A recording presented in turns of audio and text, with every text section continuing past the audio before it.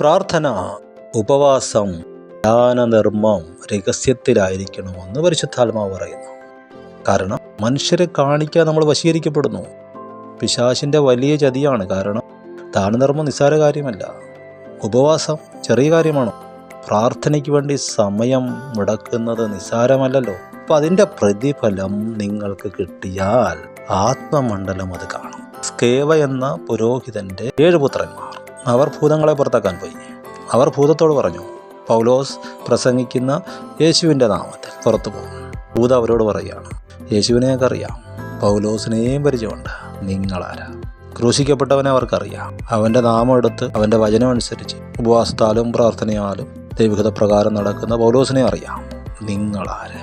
ആത്മമണ്ഡലം നിങ്ങളെ അറിയും. നിങ്ങൾ ദൈവഹിത പ്രകാരം പ്രാർത്ഥിച്ചാൽ, ഉപവസിച്ചാൽ, ദാനധർമ്മം ചെയ്താൽ നിങ്ങളുടെ രഹസ്യ ജീവിതം കാണുന്ന മണ്ഡലമുണ്ട്. അത് നിങ്ങളെ ഉയർത്തും, മാനിക്കും.